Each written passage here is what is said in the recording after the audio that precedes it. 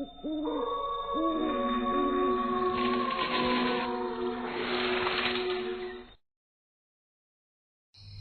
पूरा बचपन ज्यादातर मेरे दादाजी के साथ बीता है। माँ पापा दोनों काम पर चले जाते थे।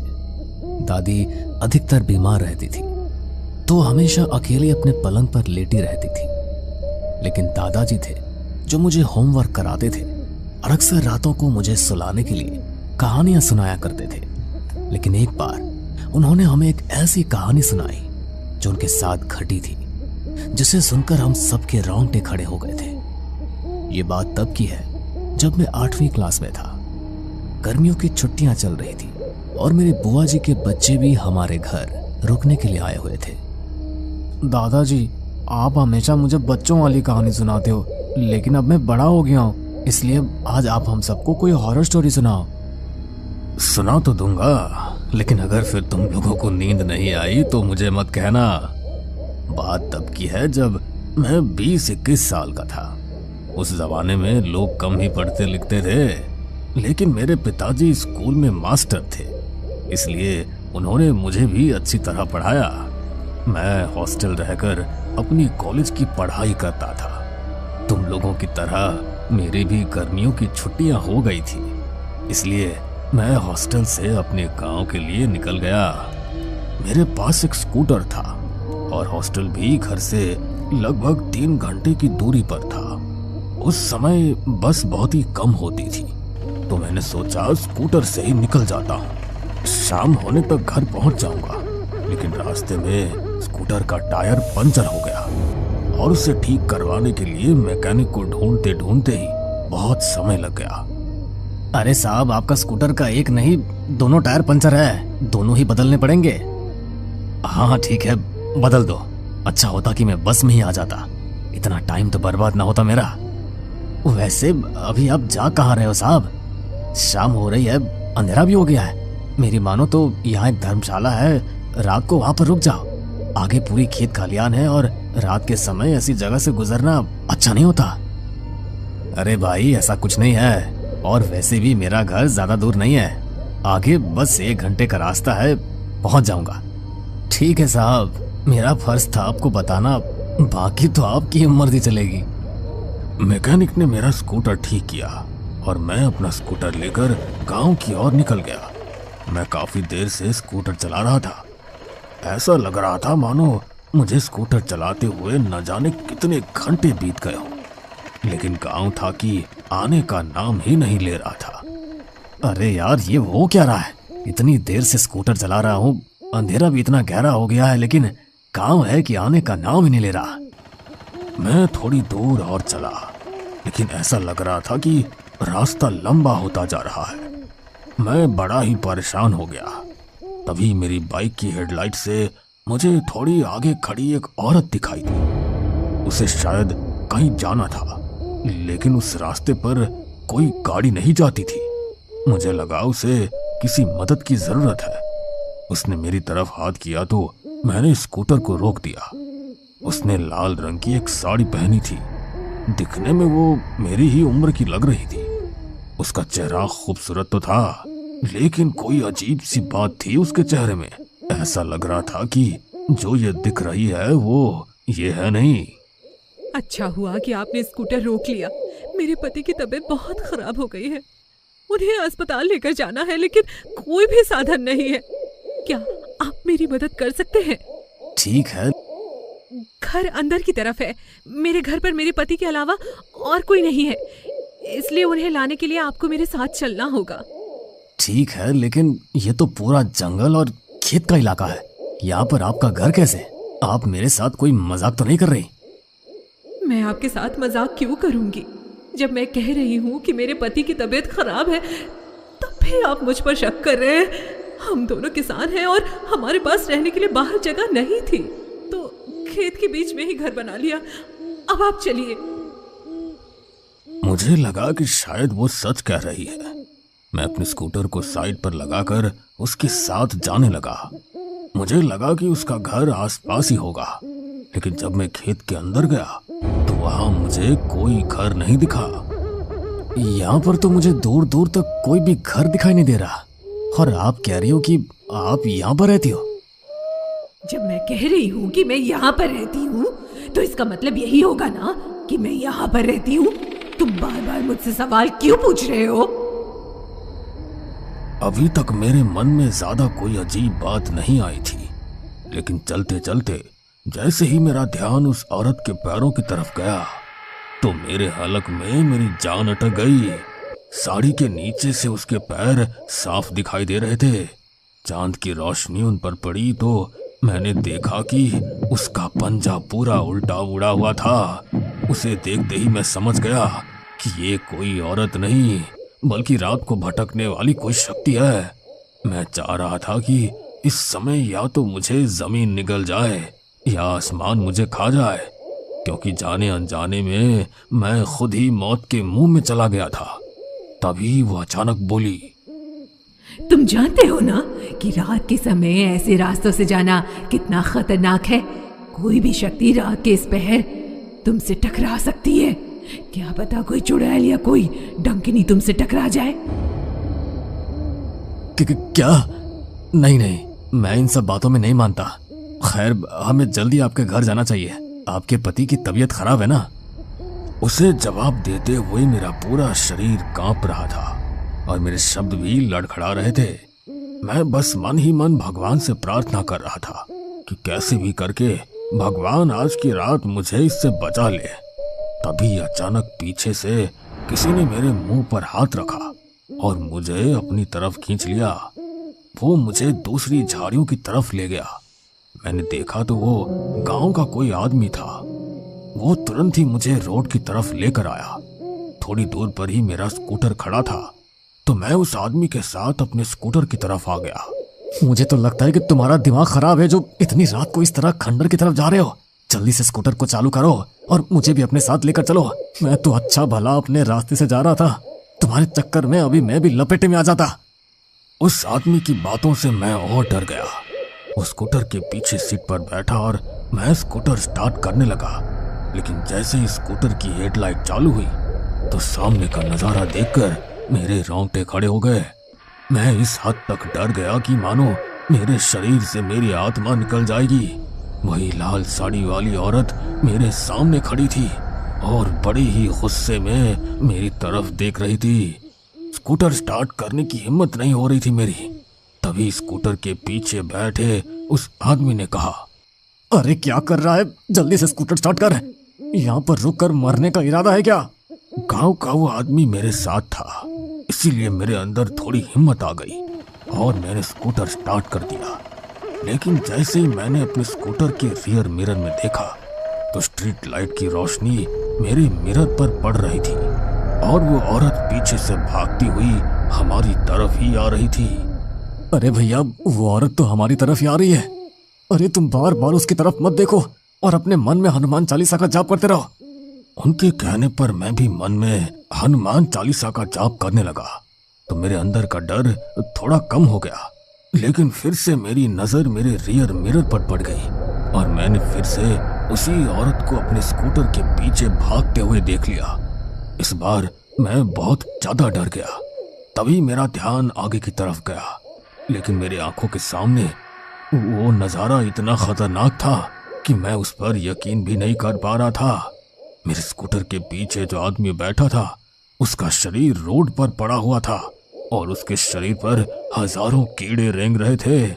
इससे पहले कि मैं खुद को संभाल पाता तभी मेरे कानों में एक आवाज पड़ी, मैंने कहा था ना कि मेरे पति की तबीयत ठीक नहीं है और उन्हें मदद की जरूरत है, तो तुमने मेरी मदद क्यों नहीं की? अब तुम्हें इसका अंजाम भोगना पड़ेगा। वो आवाज सीधे मेरे कानों में पड़ रही थी। मैंने हिम्मत करके अपने रियर मिरर में देखा तो वो औरत स्कूटर पर मेरे पीछे बैठी थी। मैं इतनी बुरी तरह डर गया कि मेरा पूरा बैलेंस बिगड़ गया और मैं स्कूटर से नीचे गिर गया। तभी मेरे कानों में एक और आवाज पड़ी, अरे ये क्या कर रहे हो तुम? तुम रहने दो भाई, स्कूटर मैं चलाता हूँ, तुम पीछे बैठो और बस मुझे रास्ता बताओ। ये सुनकर मेरी जान में जान आई कि अभी अभी मैंने जो देखा वो बस एक छलावा था। हम दोनों ने मिलकर जल्दी से स्कूटर उठाया और मैं स्कूटर के पीछे वाली सीट पर जाकर बैठ गया। सतीश भैया ने स्कूटर चलाया और मैं उन्हें अपने घर का रास्ता बताता गया, लेकिन मैं रियर मिरर में साफ देख सकता था कि वो औरत अभी भी हमारे पीछे आ रही थी। लेकिन मैं हनुमान चालीसा का जाप करता जा रहा था। कुछ देर बाद हम मेरे घर पहुंच गए। घर पहुंचते ही मैंने बहुत जोर से दरवाजा खटखटाया। माँ ने तुरंत ही दरवाजा खोल दिया, जैसे तो माँ मेरे आने की ही बाट जोह रही थी। मैंने माँ को प्रणाम भी नहीं किया और सीधा घर के अंदर जाने लगा। तभी माँ ने मुझे रोकते हुए कहा, अभी अंदर मत आ, तेरे पिताजी कुछ लेकर आ रहे हैं। माँ ने मुझे दरवाजे के बाहर तो रोक लिया, लेकिन मेरे भीतर का डर बंधा हुआ था। पिताजी तुरंत ही एक बड़े से बर्तन के अंदर जलती हुई आग लेकर आए। उन्होंने उसे घर के बाहर चौखट पर रख दिया। अग्नि देवता को प्रणाम करके इस पर से लांग कर भीतर आ जा। पिताजी की बात सुनकर मेरे अंदर थोड़ी शांति आई। मैंने अग्नि देवता को प्रणाम किया और उस अग्नि को लांग कर घर के भीतर चला गया। तभी मैंने देखा कि माँ घर के बाहर की तरफ देखकर किसी को बहुत गुस्से में कुछ कह रही है।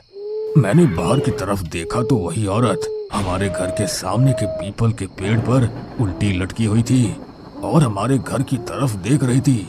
माँ ने उसे कुछ अपशब्द बोले और जलती हुई आग घर के बाहर छोड़कर ही अंदर आ गई।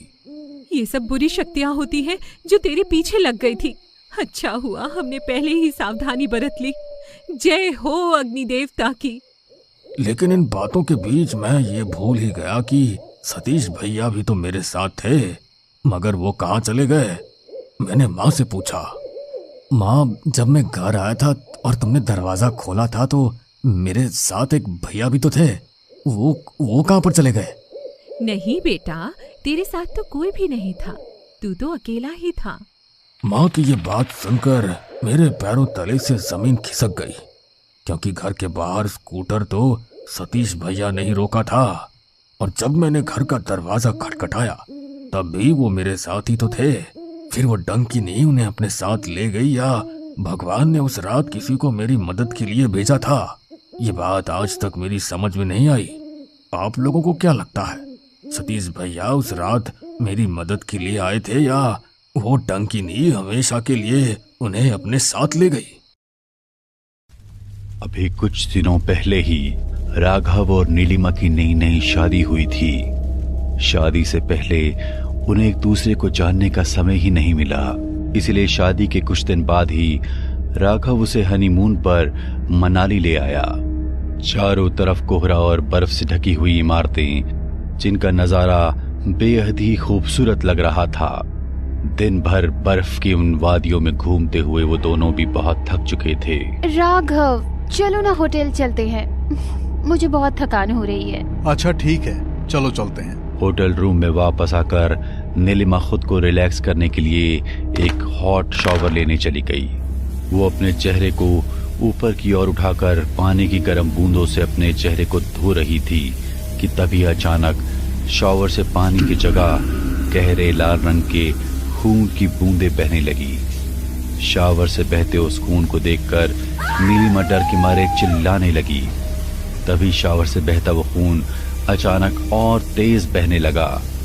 नीलिमा ने डर के मारे जल्दी से उस शॉवर को बंद किया और कपड़े पहनकर बड़ी ही हड़बड़ी में बाथरूम से बाहर आ गई। अरे क्या हुआ, तुम इतनी घबराई हुई क्यों हो? वो बाथरूम में। बाथरूम में क्या? अरे हाँ, बाथरूम में तुम्हारे गाना गाने की आवाज आ रही थी। बहुत सुरीला गाती हो यार तुम। गाना गाना लेकिन मैंने तो कोई गाना गाया ही नहीं है। अरे मुझसे क्यों छुपा रही हो? खैर वो सब छोड़ो, जल्दी से तैयार हो जाओ, फिर मैं तुम्हें डिनर के लिए लेकर चलता हूँ। ये सब क्या हो रहा है मेरे साथ? मुझे कुछ भी समझ में क्यों नहीं आ रहा है। डिनर के लिए रेडी होने के लिए नीलिमा ने अपनी ग्रे कलर की साड़ी पहनी और शीशे के सामने बैठकर तैयार होने लगी। तभी शीशे में उसे अपने पीछे खड़ी एक काली परछाई दिखाई दी। उसकी दो भयानक आंखें बेहद बुरी तरह से उसे घूर रही थी। डर के मारे नीलिमा अचानक शीशे के सामने से उठी। तभी एक बहुत तेज आवाज के साथ वो शीशा टूटकर जमीन पर बिखर गया और उस शीशे का एक टुकड़ा नीलिमा की कलाई में घुस गया। ये सब देखकर राघव दौड़ता हुआ नीलिमा के पास आया और उसे बिस्तर पर बिठा दिया। अरे बाप रे बाप, ये कांच तो तुम्हारे कलाई में घुस गया। लाओ लाओ, मैं इसे निकाल देता हूँ। राघव ने नीलिमा की कलाई से कांच निकालकर उसके हाथ पर बैंडेज किया और होटल के रूम की कंप्लेंट करके दूसरे रूम में शिफ्ट हो गया। वो दोनों ही एक नए जोड़े की तरह एक दूसरे से प्यार भरी बातें करने लगे। एक बात कहूँ तुमसे, तुम सच में बहुत सुंदर हो। अरे आप ऐसा मत कहिए, मुझे शर्म आ रही है। एक दूसरे से प्यार भरी बातें करते हुए वो दोनों कब सो गए कुछ पता ही नहीं चला। अगले दिन जब नीलिमा सोकर उठी तो खुद को उस कमरे में देखकर अचानक से चौंक कर उठ गई। राघव, हम इस रूम में कैसे आ गए? हम तो दूसरे रूम में थे ना। अरे भूल गई क्या? कल रात को उस रूम का शीशा टूट गया था, इसलिए मैंने रूम चेंज कर लिया था। क्या? अगर ऐसा हुआ था तो मुझे कुछ भी याद क्यों नहीं है? क्या मतलब? तुम्हें कुछ भी याद नहीं? क्या तुम्हें कल रात की कोई भी बात याद नहीं? हाँ, मुझे कुछ भी याद नहीं। बस बस, मुझे सब पता है कि तुम ये सब भूलने का नाटक क्यों कर रही हो। वैसे जो भी हो, कल रात मेरे लिए बहुत खास थी। नीलिमा को राघव की कही हुई कोई भी बात समझ नहीं आ रही थी। वो अपने दिमाग पर जोर डालने के बावजूद भी कुछ भी याद नहीं कर पा रही थी। चलो चलो जल्दी उठो, हमें घर के लिए निकलना है। गांव में माँ हमारा इंतजार कर रही है। राघव काफी लंबी ड्राइव करके नीलिमा के साथ अपने गांव रत्नापुर पहुंचा। वहां दरवाजे पर उसकी माँ आरती की थाली लिए उनके इंतजार में खड़ी थी। उन्होंने उन दोनों की आरती उतारी और अपनी बहू के सिर से एक नींबू को वार कर अपनी चौखट के बाहर रख दिया। लेकिन तभी उस नींबू का रंग अचानक से बिल्कुल लाल हो गया और वो एक भयानक विस्फोट के साथ फूट गया।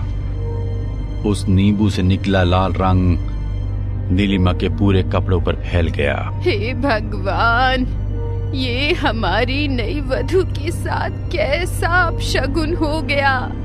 बेटा, जरूर मेरी बहू पर किसी काले साए की नजर है। मैं अभी के अभी इसे तांत्रिक बाबा के पास लेकर जाती हूँ। अरे माँ, क्या तुम भी? एक नींबू ही तो था, इतना क्यों घबरा रही हो? और ये सब अंधविश्वास है, ऐसा कुछ नहीं होता। चलो नीलिमा, तुम मेरे साथ अंदर चलो। उस रात तो राघव अपनी माँ की बात को अनसुना कर नीलिमा को घर के अंदर ले गया। लेकिन उस रात के बाद नीलिमा की तबीयत बहुत ज्यादा बिगड़ गई। उसका पूरा शरीर किसी मुर्दा इंसान की तरह सफेद पड़ने लगा। उसे खून की उल्टियां होने लगी। समझ नहीं आ रहा इसे आखिर हो क्या गया है। इतने डॉक्टर से चेकअप करवाने के बाद भी इसकी सारी रिपोर्ट बिल्कुल नॉर्मल आ रही है, लेकिन वहीं इसकी हालत देखूं तो ये क्या हो रहा है इसके साथ? बेटा, मैं कह रही हूँ, बहू पर कोई ऊपरी साया है। इसे मेरे साथ तांत्रिक बाबा के पास लेकर चल। प्लीज अब आप फिर से शुरू मत हो जाओ माँ। मैं पहले ही इन बातों से बहुत पक चुका हूँ। आइंदा मेरे सामने किसी तांत्रिक का नाम मत लेना। मुझे 2 दिन के लिए बिजनेस मीटिंग में बैंगलोर जाना है, तो प्लीज तुम नीलिमा का ध्यान रखना। अगर अर्जेंट नहीं होता तो मैं नहीं जाता। और प्लीज मेरे पीछे कोई तांत्रिक वांत्रिक नहीं। राघव की माँ अच्छी तरह जानती थी कि उनकी बहू पर कोई बुरी शक्ति हावी है, इसलिए उन्होंने राघव के घर से जाते ही तांत्रिक बाबा को अपने घर बुलाया। बाबा, अब तो आप ही मेरी बहू को ठीक कर सकते हैं।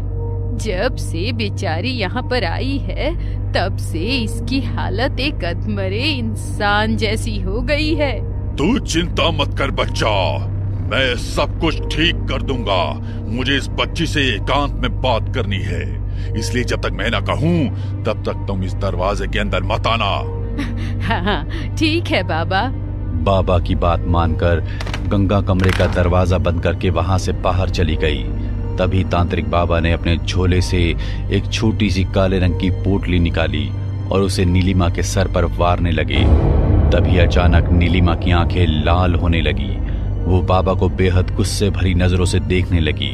कौन है तू और क्यों परेशान कर रही है इस बच्ची को? छोड़ दे इसके शरीर को और चली जा यहाँ से। नहीं जाऊंगी, इसके शरीर को छोड़ के कहीं नहीं जाऊंगी मैं। लेकिन इस बच्ची ने तेरा क्या बिगाड़ा है? क्यों इसे परेशान कर रही है तू? तू कुछ भी कर ले तांत्रिक, लेकिन मैं ये नहीं बताऊंगी। अच्छा, तो तू ऐसे नहीं मानेगी। तांत्रिक बाबा ने कुछ मंत्रों का उच्चारण करते हुए उस काली पोटली को फिर से नीलिमा के सर पर घुमाने लगे। तभी अचानक नीलिमा का शरीर बुरी तरह कटने लगा और वो तांत्रिक बाबा के पूछे हुए सवालों का बेहद गुस्से में जवाब देने लगी। अपने सभी सवालों का जवाब मिलने के बाद तांत्रिक बाबा ने नीलिमा के शरीर पर गंगा जल का छिड़काव किया, जिससे एक बेहद ही डरावना दिखने वाला काला साया उसके शरीर से बाहर निकलकर बहुत तेजी से उस कमरे से गायब हो गया। थोड़ी ही देर में नीलिमा बिल्कुल शांत हो गई। तभी तांत्रिक बाबा ने नीलिमा को कुछ ऐसा बताया जिसे सुनकर नीलिमा के होश उड़ गए। ये कैसे हो सकता है तांत्रिक बाबा? वो मेरे साथ ऐसा कैसे कर सकते हैं? यही सच है बच्चा। अगर तुझे खुद को बचाना है तो वो करना होगा जो मैंने तुझसे कहा है। अपनी हिम्मत को टूटने मत देना बच्चा। बजरंगबली का नाम लेना।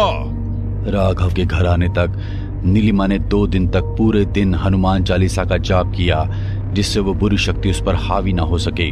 बुरी शक्ति से नीलिमा की रक्षा करने के लिए तांत्रिक बाबा ने उसके हाथ पर एक सुरक्षा ताबीज भी बांधा हुआ था, लेकिन नीलिमा ने उस ताबीज को अपने कपड़ों से ढककर रखा था, जिससे राघव की नजर उस पर ना पड़े। वो जानती थी कि अगर राघव की नजर उस पर पड़ी तो वो बहुत गुस्सा होगा। 2 दिन बाद राघव अपने घर आया तो नीलिमा की तबीयत में सुधार देखकर वो बहुत खुश हुआ।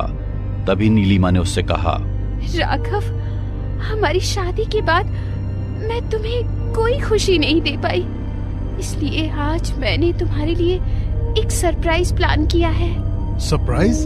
कैसा सरप्राइज नीलिमा? अभी तुम मुझसे कुछ मत पूछो, तुम बस मेरे साथ चलो। नीलिमा ने राघव की आंखों पर पट्टी बांधी और 2 घंटे की ड्राइव करके उसे अपने साथ एक बंद पड़े घर के कमरे में ले गई, जो देखने में किसी खंडर की तरह लग रहा था। अरे बाबा, अब तो मेरी आंखें खोलो, मैं भी तो देखूं मेरे लिए क्या सरप्राइज है। नीलिमा ने उसकी आंखों से पट्टी हटाई तो उस जगह को देखकर राघव के होश उड़ गए। ये तुम मुझे कहाँ ले आई हो? क्या बकवास है ये सब? बकवास नहीं, यही तो हकीकत है। तुम्हें क्या लगा कि मुझे कुछ पता नहीं चलेगा? सब जान चुकी हूँ मैं। अब खुद को कोई नुकसान नहीं पहुँचाने दूंगी मैं तुम्हें। नीलिमा की ये बात सुनकर राघव शैतानियत भरी हंसी के साथ जोर जोर से मुस्कुराने लगा। अच्छा, तो मतलब तुम सब कुछ जान ही गई, लेकिन तुमने यहाँ आकर अपनी जिंदगी की सबसे बड़ी भूल की है, क्योंकि अब मैं तुम्हें यहाँ से जिंदा लौटकर कभी नहीं जाने दूंगा। तुम होते कौन हो मुझे मारने वाले? मेरी जिंदगी और मौत का फैसला तो सिर्फ ऊपर वाले के हाथ में है। तुमने अपनी मरी हुई पत्नी की आत्मा को मेरे शरीर में प्रवेश दिलवाने के लिए मुझसे शादी की। उसकी आत्मा के साथ रहने के लिए तुमने मेरी जिंदगी बर्बाद की। तो क्या करता मैं? बहुत प्यार करता हूँ मैं उससे। उस रात उस एक्सीडेंट में मैं तो बच गया, लेकिन मेरी गरिमा नहीं बच पाई। खो दिया मैंने उसे, लेकिन उसके बिना एक पल भी मैं चैन से नहीं जी पाया। यहीं पर आकर उसके मुर्दा शरीर को देखता था मैं हर रोज। यहीं पर संभाल कर रखा है मैंने मेरी गरिमा को। उसके शरीर का अंतिम संस्कार भी नहीं किया मैंने, क्योंकि मैं नहीं चाहता था कि वो मुक्त हो, और ना ही वो ऐसा चाहती थी। वो भी मेरे साथ रहना चाहती थी। तुम जो हर रोज सुबह कहती थी ना कि मुझे रात की कोई बात याद नहीं, वो भी इसीलिए क्योंकि हर रात मेरे साथ तुम नहीं, मेरी गरिमा होती थी। तुम पागल हो चुके हो। इतना सब करते हुए तुमने एक बार भी नहीं सोचा? मैं जानती हूँ कि आने वाली पूर्णिमा को मुझे मारकर तुम तांत्रिक क्रिया के जरिए उस आत्मा को हमेशा के लिए मेरे शरीर में प्रवेश करवाने वाले थे, लेकिन अब मैं ऐसा नहीं होने दूंगी। तभी उस औरत का साया नीलिमा के शरीर के बेहद करीब से बड़ी तेजी से गुजरता हुआ उसके सामने हवा में उड़ने लगा और बहुत ही डरावनी आवाजें निकालकर नीलिमा की रूह को दहलाने लगा। अच्छा, तो अब बताओ कैसे रोकोगी मुझे? मैं रोकूंगा तुम्हें। तांत्रिक बाबा को अपने सामने देखकर राघव की रूह कांप गई। तांत्रिक बाबा ने नीलिमा को अपनी तरफ किया और उस कमरे के अंदर मंत्रों से अभिमंत्रित विभूति को छिड़क दिया। देखते ही देखते वो कमरा अग्नि की लपटों से भर गया, जिससे डरते हुए उस भयानक साये और राघव के जोरों से चीखने की आवाजें आने लगी। और वो साया काफी तेजी से घर में एक जगह से दूसरी जगह उड़ने लगा। तभी तांत्रिक बाबा नीलिमा को उस घर से बाहर ले आए और कुछ ही देर में वो पूरा घर जलकर धुआं धुआं हो गया। अगर तुमने हिम्मत न दिखाई होती तो वो शैतान तुम्हारी जान ले लेता। उसकी पत्नी की आत्मा की मुक्ति के साथ उसकी मृत्यु भी जरूरी थी। अगर वो जिंदा बच जाता तो फिर से किसी और की जिंदगी के साथ ऐसा कुछ कर गुजरता। जाओ बेटी, आज से तुम मुक्त हो। इतना कहकर तांत्रिक फिर से शमशान की ओर चल पड़ा। शायद उसे फिर से किसी के बुलावे का इंतजार था। हमें पूरा यकीन है दोस्तों कि आप लोगों को ये कहानी जरूर पसंद आई होगी। अगर आपके साथ भी कुछ ऐसे अनकहे किस्से हो चुके हैं तो प्लीज हमारे साथ शेयर करें। हम जरूर अपने चैनल पर उनको दिखाएंगे। हमारी ईमेल आईडी नीचे डिस्क्रिप्शन बॉक्स में दी गई है, तो प्लीज हमारे वीडियो और चैनल को शेयर एंड सब्सक्राइब करें और बने रहे हमारे साथ ऐसे ही अनकहे किस्से और कहानियां सुनने के लिए।